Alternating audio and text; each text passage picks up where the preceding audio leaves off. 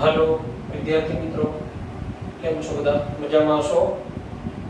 रासायनिक गतिकी चैप्टर बराबर केमिस्ट्री में आगळ वधीए तो आपणे रासायनिक गतिकी में थियरी आवे छे प्रक्रियाना वेग पर तापमाननी असर कई रीते थाय ए आपणे समजवानी छे। आरएनएस समीकरण द्वारा ने ए रीते बराबर छे ने આગળના આપણે લેક્ચર નંબર 9 માં છેલ્લે આપણે પ્રક્રિયા પથ રિએક્શન પ્રોફાઇલ જોઈ હતી। ઉષ્મા શોષક અને ઉષ્મા ક્ષેપક પ્રક્રિયાઓ માટેના સ્થિતિ ઊર્જા વર્સિસ પ્રક્રિયા અક્ષના આલેખો જોયા હતા। બરાબર છે? તમને બધાને એમાં ખ્યાલ આવી ગયો હશે। કોઈ પણ રાસાયણિક પ્રક્રિયા થતી હોય ત્યારે પ્રક્રિયા પથ કઈ રીતે આગળ વધતી હોય। બરાબર? तो रासायनिक प्रक्रियाना वेग पर तापमाननी असर, तापमान શું અસર કરે છે કે આપણે સમજતું જવાનું છે। તો નાની નાની થિયરીઓ છે સમજતા જઈએ, પછી એમાંથી આઈએમપી થિયરી હશે એ તમે લખીને તૈયાર કરજો, બાકી વાંચીને તૈયાર કરી શકશો। ઓકે, તો પ્રક્રિયાના વેગનો તાપમાન પર આધાર આ આપણો ટોપિક છે। રાસાયણિક પ્રક્રિયાના વેગનો તાપમાન પર આધાર, એમાં પ્રક્રિયાનો વેગ આ ક્વેશ્ચન બને, પ્રક્રિયાનો વેગ તાપમાન પર આધાર રાખે છે, વિધાન સમજાવો।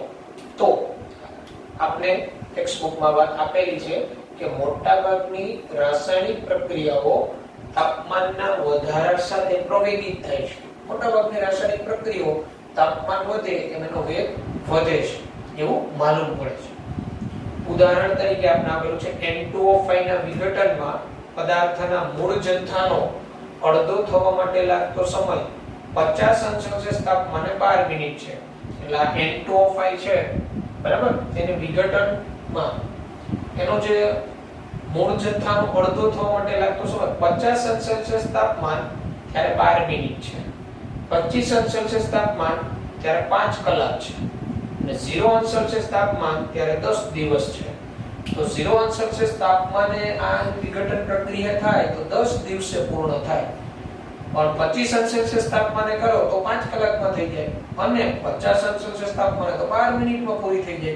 તો એનો અર્થ એવો છે કે તાપમાન રાસાયણિક પ્રક્રિયાના વેગ પર અસર કરે છે। પછી કેમેનોફોર અને ઓક્ઝેલિક એસિડ, પોટેશિયમ પરમેંગનેટ અને H2CO4 ઓક્ઝેલિક એસિડ ના મિશ્રણમાં કેમેનોફોરનો રંગ નીચા તાપમાન કરતા ઊંચા તાપમાને ઝડપથી રંગવિહીન થાય। બરાબર, નીચા તાપમાન કરતા ઊંચા તાપમાને એટલે ગરમ કરવામાં આવે તો ઝડપથી રંગવિહીન થાય। નો અર્થ એવો થાય પ્રક્રિયાનો વેગ વધ્યો।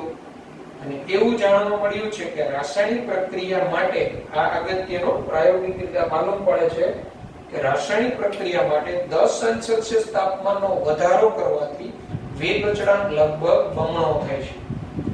બરાબર છે, એવું માલુમ પડેલું છે કે રાસાયણિક પ્રક્રિયા થતી હોય કોઈ તો એમાં 10 અંશ સેલ્સિયસ તાપમાનનો વધારો કરીએ તો વેગ બમણો થાય। દર 10 અંશ સેલ્સિયસ તાપમાને વેગ બમણો થાય। બરાબર છે? તો રાસાયણિક પ્રક્રિયાઓની અંદર આ કન્સેપ્ટ ખૂબ અગત્યનો છે કે કોઈ જ્ઞાન કીધું હોય કે તાપમાન 0 અંશ સેલ્સિયસ છે એથી 100 અંશ સેલ્સિયસ કરવામાં આવે તો વેગ કેટલા ગણો થાય? તો દર 10 અંશ સેલ્સિયસ તાપમાને વેગ બમણો થાય છે। બરાબર, દર 10 અંશ સેલ્સિયસ તાપમાને વેગ બમણો થતો હોય તો આપણે 100 અંશ સેલ્સિયસ જેટલું તાપમાન વધાર્યું હોય તો વેગ કેટલા ગણો થાય? એટલે ટૂંકમાં વેગ છે ને ઘાતાંકીય રીતે વધે। આની બાબતમાં એક મારે શોર્ટ ફોર્મ્યુલા આપો તો હવે આપી શકાય વેગ બરાબર 2 t2 upon 2 t2 upon 10 કર નાખવાનું। એટલે હવે તમને કીધું હોય કે 0 અંશ સેલ્સિયસ છે અને 100 અંશ સેલ્સિયસ કરવામાં આવે તો અહીંયા T2 100 આ T1 0 અને ભાગ્યા 10 તો 2 ગણો થઈ જાય વેગ। હવે એનું 50 અંશ સેલ્સિયસ કરવામાં આવે બરાબર, તો 0 થી 50 અંશ સેલ્સિયસ તો 50 ભાગ્યા 2 ગણો વેગ થઈ જાય અને દર 10 અંશ સેલ્સિયસ તાપમાને વેગ બમણો થાય। એટલે આ પ્રકારના એમસીક્યુ મોસ્ટ ઇમ્પોર્ટન્ટ તમને કીધું હોય કે કોઈ રાસાયણિક પ્રક્રિયા છે એમાં તાપમાન માં 50 અંશ સેલ્સિયસ નો વધારો કરવામાં આવે છે જે હોય એનાથી તો વેગ કેટલા ગણો થશે? તો 50 અંશ સેલ્સિયસ નો વધારો થયો એટલે T2 - T1 50 થઈ ગયું, તો 50/10 એટલે 5 થઈ ગયું એટલે 2^5 તો વેગ જે પહેલા હશે ને એના કરતા 2^5 ગણો થઈ જશે. હવે MCQ કોમ્પિટિટિવ અને માં પૂછાયેલા એટલે આ એક મેં ફોર્મ્યુલા બનાવ્યું છે. દર 10 અંશ સેલ્સિયસ તાપમાનનો વધારો કરવાથી વેગ અચળાંક લગભગ બમણો થાય કે વેગ બમણો થાય. બરાબર. પછી આરએનએસ સમીકરણ લખી તેના પર્યાયોના નામ જણાવો. આરએનએસ સમીકરણ, આરએનએસ નામના વૈજ્ઞાનિકે સમીકરણ આપ્યું વેગ અચળાંક પર તાપમાનની અસર સમજાવવા માટેનું પ્રાયોગિક રીતે. બરાબર. એના પર્યાયો એટલે એની અંદર જે રાશિઓનો ઉપયોગ થયો છે સૂત્રમાં એ આપણે સમજાવવાનું. સમજવાની રાસાયણિક પ્રક્રિયાના વેગનો તાપમાન પર આધાર ચોકસાઈપૂર્વક આરએનએસ સમીકરણ વડે સમજાવી શકાય. આરએનએસ નામના વૈજ્ઞાનિકે સમીકરણ આપ્યું જે આરએનએસ ઇક્વેશન કહેવાય. એના દ્વારા આપણે રાસાયણિક પ્રક્રિયાના વેગ પર તાપમાન કઈ રીતે અસર કરે એ સમજાવેલું છે. ડચ રસાયણશાસ્ત્રી જે.એચ. વોન્ટોફ પ્રથમ હતા, પરંતુ સ્વીડિશ રસાયણશાસ્ત્રી આરએનએસે તેનું ભૌતિક વાજબીકરણ અને અર્થઘટન પૂરું પાડેલું. બરાબર. એટલે ડચ રસાયણશાસ્ત્રી વોન્ટોફ હતો એને પહેલા રજૂ કરી હતી, પણ સ્વીડિશ રસાયણશાસ્ત્રી જે છે આરએનએસ એને એનું ભૌતિક વાજબીકરણ અને અર્થઘટન પૂરું પાડે છે. તેને પૂર્વઘાતાંક અવયવ પણ કહેવાય છે. તે કોઈ ચોક્કસ પ્રક્રિયા માટે વિશિષ્ટ અચળાંક છે. કોઈ ચોક્કસ પ્રક્રિયા માટે વિશિષ્ટ અચળાંક તો આરએનએસ સમીકરણ આ મુજબ છે. વિશિષ્ટ આ k બરાબર a into e raised to minus ea by rt.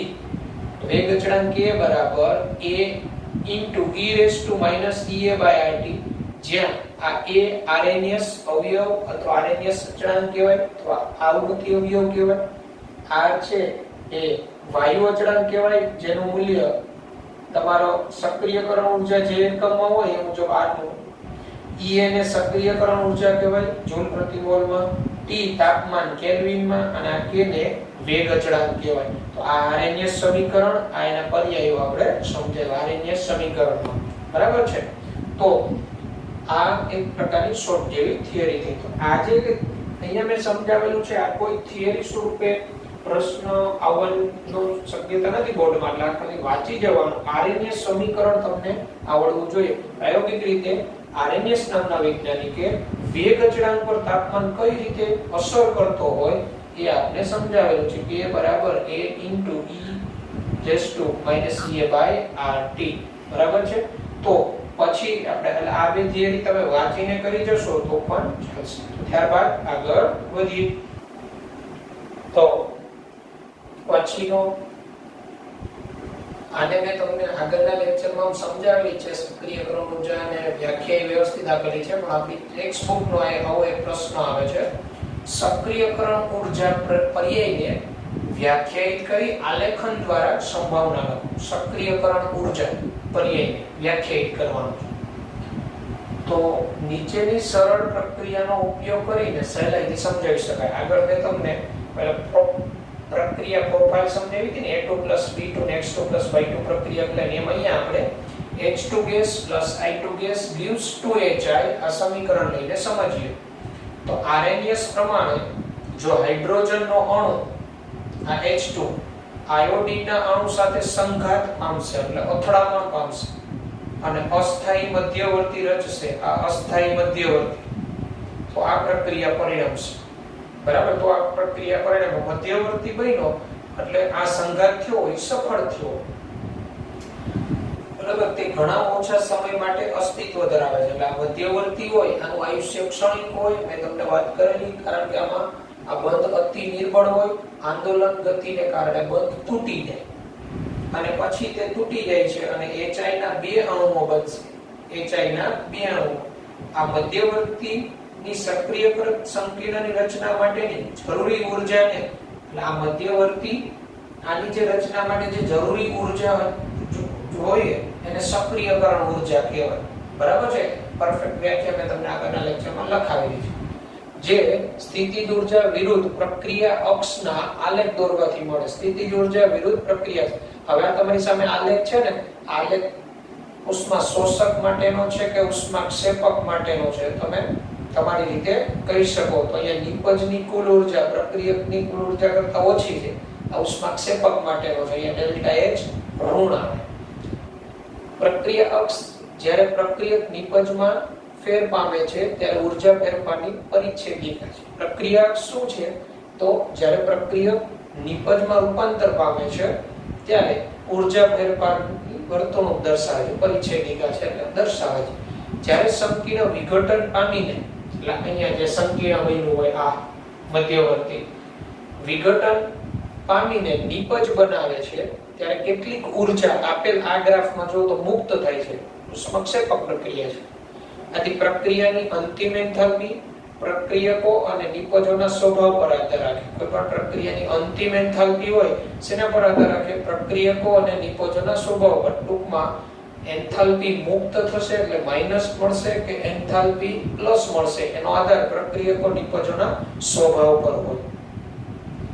પ્રક્રિયા કરતી બધી જ સ્પીસીઝમાં બધા જ અણુઓ સમાન ગતિ ઊર્જા ધરાવતા નથી. બરાબર? જે પ્રક્રિયા કરતી હોય એમાં બધા જ અણુઓ એક સમાન ગતિજ ઊર્જા ધરાવતા નથી. એની ગતિજ ઊર્જા દરેકની જુદી જુદી હોય જે આપને ખબર છે. કારણ કે કોઈ ગતિ કરતા અણુ એકબીજા સાથે અથડાય, દીવાલ સાથે પાત્રની દીવાલ સાથે અથડાય તો એની ગતિજ ઊર્જા બદલાય. કોઈ પણ એક અણુની વર્તણૂક પરિશુદ્ધતા સાથે દર્શાવવી મુશ્કેલ છે. આમાંથી કોઈ પણ એક અણુની વર્તણૂક એકદમ ચોક્કસ નિશ્ચિતપણે દર્શાવવી મુશ્કેલ છે.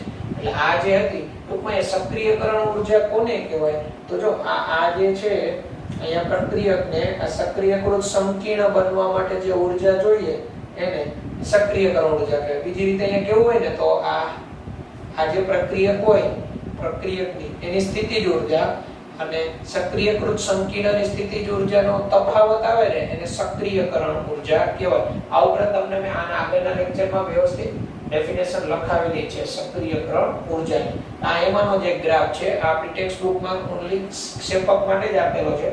મેં તમને ઉષ્મા શોષક અને ક્ષેપક બંને માટે આવો ગ્રાફ સમજાવ્યો છે અને ડેલ્ટા H બરાબર શું સૂત્ર થાય E - E ડેશ A એ પણ બતાવ્યું છે.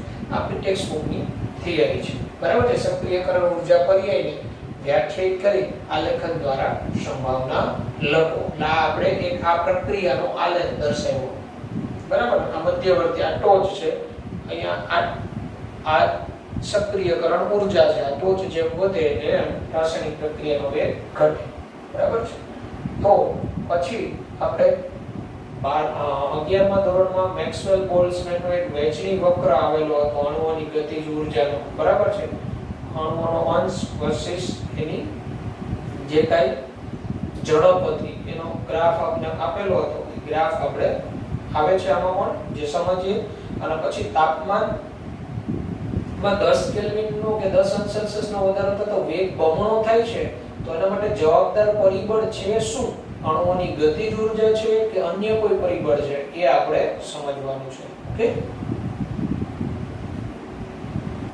તો આપણે હમણાં આગળની થિયરીમાં વાત કરેલી કે દરેક અણુઓની ગતિજ ઊર્જા સમાન હોતી નથી. બરાબર? તો અણુઓની ગતિજ ઊર્જા અને જે તે ગતિજ ઊર્જા અનુભવતા અણુનો અંશ એના માટેનો અભ્યાસ લુડવિગ બોલ્ટ્ઝમેન અને જેમ્સ ક્લાર્ક મેક્સવેલ ના આલેખથી સમજાવી શકાય. અને આ આલેખ આપણે 11મા ધોરણમાં આવી ગયો તો અણુનો અંશ વર્સિસ ઝડપ. 3 પ્રકારની આપણે ઝડપ જોઈ. અહીંયા આપણે અણુનો અંશ વિરુદ્ધ ગતિજ ઊર્જા. બરાબર? તો અણુઓનો અંશ હવે આ જે છે સાંખ્યિકીય ગતિકીય રીતે દર્શાવેલો છે લુડવિગ બોલ્ટ્ઝમેન અને મેક્સવેલનો. તો અણુઓનો અંશ વિરુદ્ધ ગતિજ ઊર્જાનો આ ગ્રાફ એને આપેલો છે પ્રાયોગિક રીતે. તો આ ગ્રાફ ઉપરથી અને આ અણુઓનો અંશ Ne/Nt. તો Ne એટલે શું હોય? E ઊર્જા ધરાવતા અણુઓની સંખ્યા. એટલે E પ્રકારની કે ઊર્જા ધરાવતા અણુઓ છે એની સંખ્યા. Nt કુલ અણુઓની સંખ્યા. હવે આ જે ગ્રાફમાં તમે જોતા જાઓ તો જેમ જેમ ગતિજ ઊર્જા વધે છે એમ અણુઓનો એક ગતિજ ઊર્જા ધરાવતા અણુઓનો અંશ પણ વધે છે. એક સમયે આ રીતે મહત્તમ બને અને પછી જેમ જેમ ગતિજ ઊર્જા વધતી જાય છે ઘટતો જાય છે અને અચળ થઈ જાય છે. એટલે વક્રનું જે આ શિખર છે, શિખર આ ટોચ એ મહત્તમ સંભાવ્ય ગતિજ ઉર્જા સૂચવે. મહત્તમ સંભાવ્ય ગતિજ ઉર્જા ધરાવતા અણુઓનો અંશ. અને અહીંયા મહત્તમ અણુઓનો અંશ થાય એટલે મહત્તમ અણુનો અંશ જે ગતિજ ઉર્જા અનુભવતા હોય એને મહત્તમ સંભાવ્ય ગતિજ ઉર્જા કહેવાય. મહત્તમ સંભાવ્ય ગતિજ ઉર્જા. હવે આ જે વક્રનો ટોચનો ભાગ છે એનાથી ડાબી બાજુ આવો, એનાથી જમણી બાજુ જાઓ તો મહત્તમ સંભાવ્ય ગતિજ ઉર્જા અનુભવતા અણુનો અંશ ઘટતો જાય છે. જો અહીંથી નીચે જાઓ ઘટતો જાય છે, આ બાજુથી નીચે જાઓ તો ઘટતો જાય છે.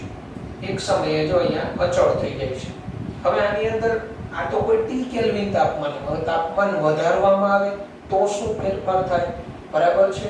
અને એના ઉપરથી આપણે રાસાયણિક પ્રક્રિયાના વેગ વિશે પણ વાત કરી શકીએ. રાસાયણિક પ્રક્રિયાના વેગ શા માટે બમણો થતો હશે? આપણે કીધું હતું ને કે 10 કેલ્વિન કે 10 અંશ સેલ્સિયસ તાપમાનના વધારા સાથે વેગ અચળાંક કે વેગ બમણો થાય. તો એ બમણો થવાનું કારણ શું છે? બમણો થવાનું કારણ ગતિજ ઉર્જા છે કે અન્ય કોઈ ફેક્ટર છે એ આપણે સમજવાનું છે. એટલે આ જે છે અણુઓનો અંશ વિરુદ્ધ ગતિજ ઉર્જાનો ગ્રાફ લુડવિગ બોલ્ટ્ઝમેન અને ક્લાર્કે આપેલો છે. આનું લખાણ ખૂબ શોર્ટ આપેલું છે, ટેક્સ્ટ બુકમાંથી જોઈ વાંચી જવાનું. બોર્ડમાં આપણે પૂછે કે લુડવિગ બોલ્ટ્ઝમેન અને જેમ્સ ક્લાર્ક મેક્સવેલ અણુઓનો અંશ વિરુદ્ધ ગતિજ ઉર્જાનો ગ્રાફ દોરી સમજાવો 2 માર્કમાં. તો આ દર્શાવી કામ બતાવવાનું.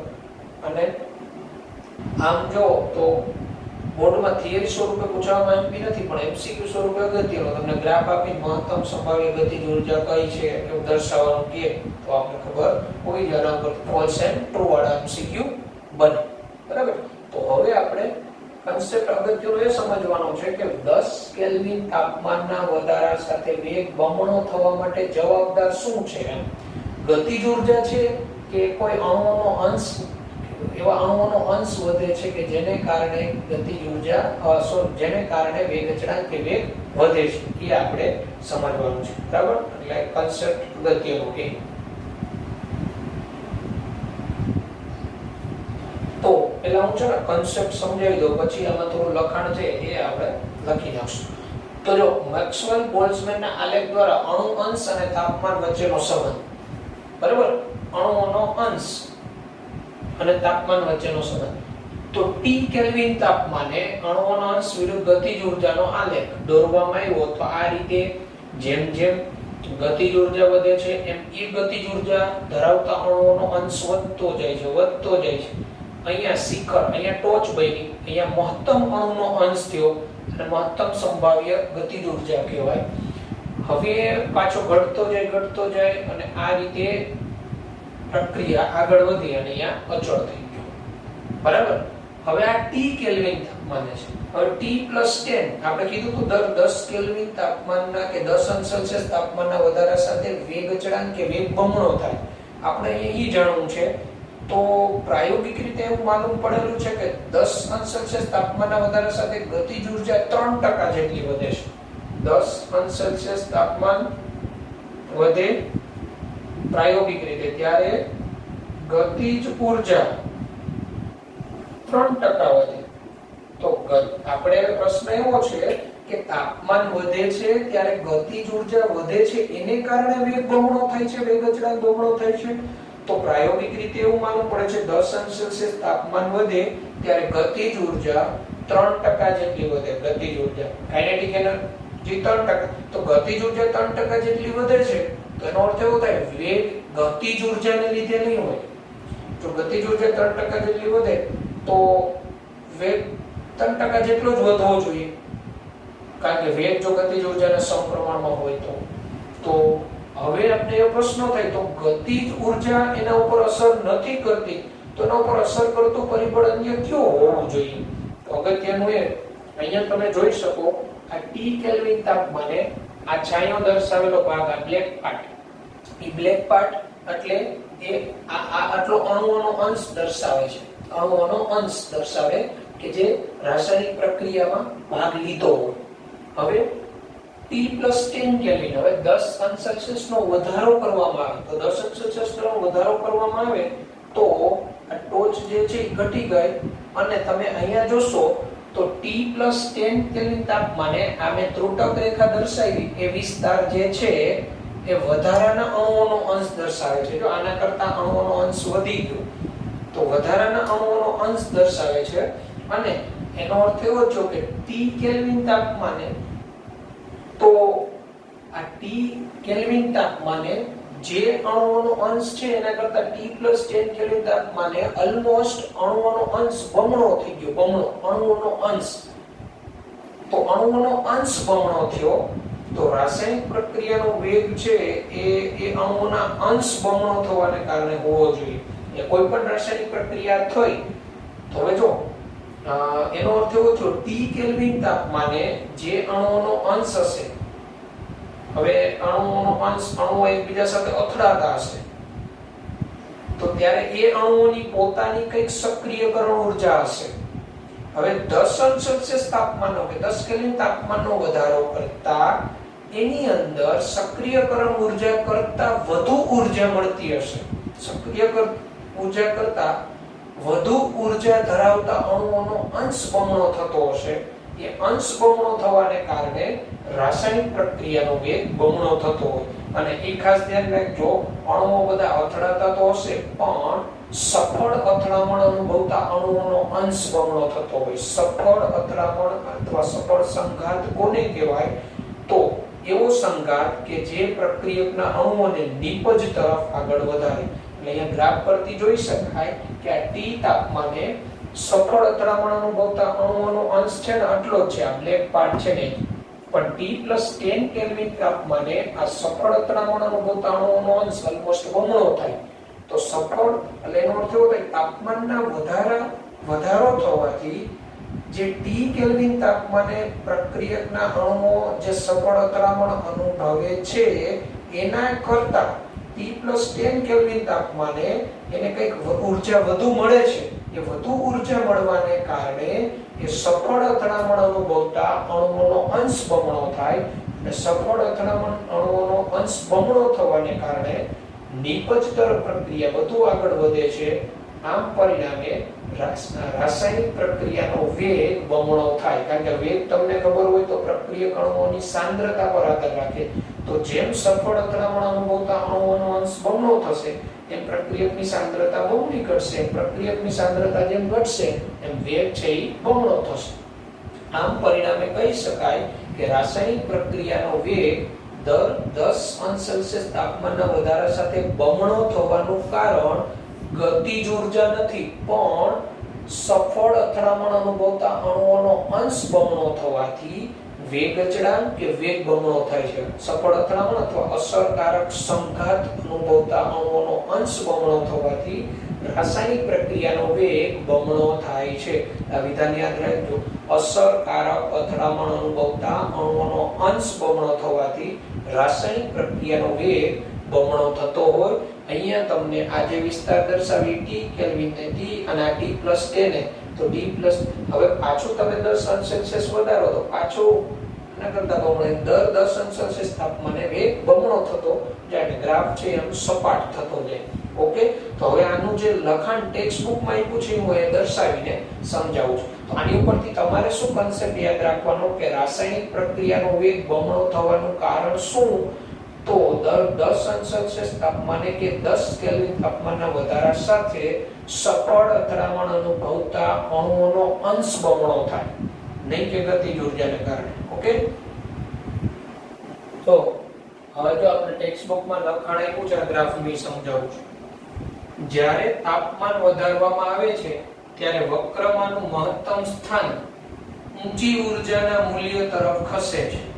તો જો એ જોઈ શકો છો તાપમાન જેમ જેમ વધારવામાં આવે છે ત્યારે વક્રમાંનું મહત્તમ સ્થાન ઊંચી ઊર્જાના મૂલ્ય સાથે. તો અહીંયા જો ઊર્જા જે છે અહીંયા એના કરતા આ જો ઊર્જાનું મૂલ્ય વધી ગયું, ટૂંકમાં મહત્તમ સંભાવ્ય ગતિજ ઊર્જા વધે તાપમાનના વધારા સાથે અને વક્ર વધુ પહોળો થતો જાય છે. આના કરતા વક્ર પહોળો થતો જાય છે એટલે કે જમણી બાજુ પ્રસરે છે. જો વક્ર જમણી બાજુ પ્રસરે છે જેથી કરીને વધુ ઊંચી ઊર્જા ધરાવતા કણોનું પ્રમાણ વધારે થાય છે. વધુ ઊંચી ઊર્જા ધરાવતા કણોનું પ્રમાણ વધે છે.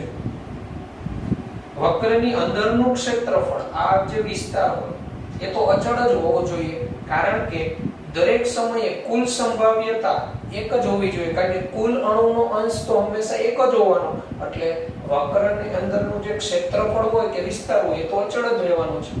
પદાર્થનું તાપમાન વધારતા, અહીંયા તાપમાન વધારતા અણુઓનો અંશ વધે છે. જો તાપમાન જેમ વધે છે એમ અણુઓનો અંશ વધે છે સફળ અથડામણ અનુભવતા, ખાસ કરીને ધ્યાન રાખજો, સફળ અથડામણ અનુભવતા અણુઓનો અંશ વધે છે, જે Ea કરતા વધારે ઊર્જા સાથે અથડાય છે, એટલે સક્રિયકરણ ઊર્જા કરતા વધારે ઊર્જા સાથે અથડાય, બરાબર, તો જ સફળ અથડામણનો અંશ વધે. સફળ અથડામણ એટલે જે નિપજ તરફ પ્રક્રિયાને લઈ જાય. અને આકૃતિમાંથી સ્પષ્ટ છે કે વક્રમાં T+10 તાપમાને સક્રિયકરણ ઊર્જા કરતા વધારે ઊર્જા ધરાવતા અણુઓનો અંશ બમણો થાય છે. અહીંયા સક્રિયકરણ ઊર્જા આ દર્શાવે છે, બરાબર, એટલે આટલી આ ઊર્જા એવી છે કે એ ઊર્જા મળે પ્રક્રિયકને એટલે સફળ અથડામણમાં પરિણમે. તો આ T કેલ્વિન તાપમાને એની સક્રિયકરણ ઊર્જા ધરાવતા અણુઓનો અંશ છે, અને આ T+10 કેલ્વિન તાપમાને સક્રિયકરણ ઊર્જા કરતા વધારે ઊર્જા ધરાવતા અણુઓનો અંશ, બરાબર, એટલે એ લગભગ અંશ બમણો થાય છે, જે પ્રક્રિયાના વેગને બમણા થવા તરફ દોરે છે. એટલે મેં આગળ જે વાત કરી એ કે પ્રક્રિયાના વેગને બમણા થવા તરફ દોરે છે કોણ? તો જે સફળ અથડામણ અનુભવતા અણુઓનો અંશ છે તે. આ આપણે ટેક્સ્ટ બુકમાં લખાણ આપેલું છે, થિયરી આ રીતે પૂછે તો આગલું લખાણ દર્શાવવાનું. બાકી એમસીક્યુ માટે મોસ્ટ ઇમ્પોર્ટન્ટ કન્સેપ્ટ છે કે રાસાયણિક પ્રક્રિયાનો વેગ બમણો થવાનું કારણ શું છે? તો અસરકારક અથડામણ અનુભવતા અણુઓનો અંશ બમણો થવો દર 10 અંશ સેલ્સિયસ તાપમાને, પરિણામે પ્રક્રિયા વેગનો કે વેગ અચળાંક બમણો થાય છે, બરાબર છે. તો આ રીતે આપણે આ ખબર હોવી જોઈએ. ઓકે,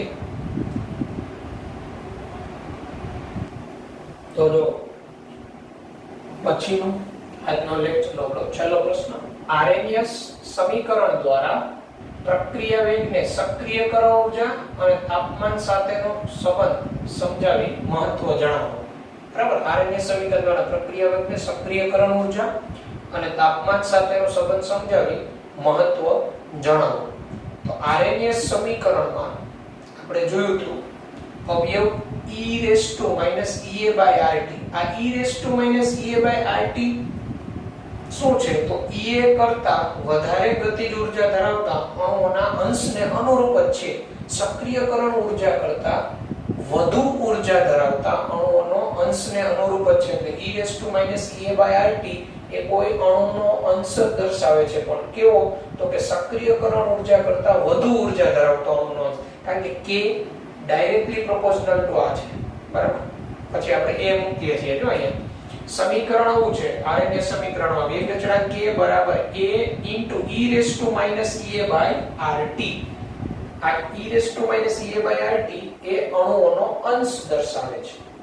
હવે આ સમીકરણની બંને બાજુ ઘાતાંક લેતા એટલે ln લાગુ પડતા, તો ln K આ અહીંયા ln A પ્લસ આ e⁻ Ea/RT આને ln લાગુ પડો એટલે e બેઝ નીકળી જાય એટલે -Ea/RT લખાય. ln K -Ea/RT plus ln A. હવે આ સમીકરણ છે ને એ y બરાબર mx c પ્રકારનું સમીકરણ. ફિઝિકલ કેમિસ્ટ્રીમાં આવા સમીકરણને સીધી રેખાના સમીકરણ સાથે ડાયરેક્ટ સરખાવી શકાય. તો y બરાબર mx c પ્રકારનું છે, તો આમાં ln K વિરુદ્ધ 1/t નો આલેખ સીધી રેખા આપને મળે. જો આ તમારું y થાય, આ m, આ 1/t આવે ને 1/t, આ x અને અંતર છે c. આ તમારો ઢાળ થાય -Ea/R. તો ln K વિરુદ્ધ 1/t નો આલેખ સીધી રેખા મળે. આમ આરએનએસ સમીકરણમાંથી જણાયું કે તાપમાનમાં વધારો કે સક્રિયકરણ ઊર્જામાં ઘટાડો પ્રક્રિયાના વેગ અને વેગ અચળાંકમાં ઘાતાંકીય રીતે વધારો કરશે, બરાબર છે. આરએનએસ સમીકરણ પરથી શું જણાયું કે તાપમાનમાં વધારો કરો કે સક્રિયકરણ ઊર્જામાં ઘટાડો કરો તો વેગમાં કે વેગ અચળાંકમાં ઘાતાંકીય રીતે વધારો થશે. અહીંયા આપણે ln K અથવા log 10 K વિરુદ્ધ 1/t નો આલેખ દર્શાવ્યો તો આ રીતે આખી એક સીધી રેખા મળે અને અહીંથી આપણે એને આ x અક્ષને સ્પર્શાવીએ અને આંતરછેદ કહેવાય. તો એ આંતરછેદ તમારો ln a અથવા log tan a કહેવાય. જો તમે log લાગુ પડો તો આખા સમીકરણને તમારે અહીંયા 2.303 વડે ગુણવો પડે. 2.303 પણ અને પછી 2.303 અહીંયા ln છે એટલે અહીંયા 2.303 ગુણાય, અહીંયા ગુણાય. હવે શું થાય, આખા સમીકરણને 2.303 વડે હું ભાગી નાખું ને એટલે log tan k બરાબર -ea/2.303 r 1/t plus log tan a થઈ જાય. હવે અહીંયા તમારો ઢાળ શું કહેવાય, તો ઢાળ બરાબર -ea/r. પણ ધ્યાન રાખવાનું ln k વિરુદ્ધ 1/t નો ગ્રાફ હોય ને તો તમારો ઢાળ બરાબર -ea/r કહેવાય. પણ log tan k વિરુદ્ધ 1/t નો આલેખ હોય ને તો ઢાળ બરાબર -ea/2.303 r થાય. મગજમાં રાખવાનું log tan k વિરુદ્ધ 1/t નો આલેખ અહીંયા 2.303 આવે પણ ખાલી ln k વિરુદ્ધ 1/t તો -ea/r જ આવે. હવે આલેખ દ્વારા આપણે સક્રિયકરણ ઊર્જા અને એ ગણતરી નીચે મુજબ કરી શકીએ. જો આલેખ દ્વારા આંતરછેદ, આ આંતરછેદ પરથી ln a જેમાંથી આપણે a ની ગણતરી કરી શકાય. આલેખ દ્વારા ઢાળ મેળવી શકાય અને ઢાળ બરાબર -ea/r છે. r વાયુ અચળાંક છે. ઢાળ ગુણ્યા r કરો તો સક્રિયકરણ ઊર્જા ગણી શકાય.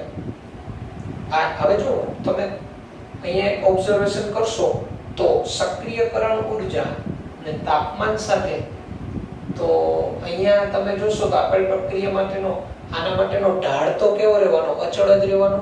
તો સક્રિયકરણ ઊર્જા તમારી અચળ જ રહેવાની, એવું જ કહેવાય.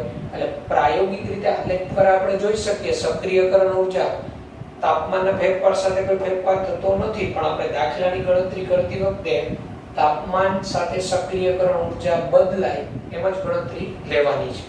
આરએનીય સમીકરણ પરથી નીચે મુજબનો અંદાજ લગાડી શકાય. કેવો અંદાજ, તો Ea અને T વચ્ચે વ્યસ્ત સંબંધ, સક્રિયકરણ ઊર્જા અને તાપમાન વચ્ચે વ્યસ્ત સંબંધ હોય છે. તાપમાન વધે એમ સક્રિયકરણ ઊર્જા ઘટે. આ ઉપરાંત વેગને T સાથે સમપ્રમાણમાં સંબંધ હોવો જોઈએ. રાસાયણિક પ્રક્રિયાના વેગને તાપમાન T સાથે સમપ્રમાણમાં, T વધે વેગ વધે છે. આમ અને સક્રિયકરણ ઊર્જા અને પ્રક્રિયા વેગ વચ્ચે વ્યસ્ત પ્રમાણમાં સંબંધ હોવો જોઈએ. જેમ સક્રિયકરણ ઊર્જા વધે એમ પ્રક્રિયા વેગ ઘટે. તો આ રીતે આપણે આ થિયરી દર્શાવી શકાય. આ થિયરી એક તમે લખીને પ્રિપેર કરશો, બરાબર. બાકીની આગળની જે બધી થિયરી જોયેલી એમાં એક પેલો અણુનો અંશ વિરુદ્ધ ગતિજ ઊર્જાનો T તાપમાને T + 10 કેલ્વિન એક એ થિયરી વ્યવસ્થિત લખીને કરવાની.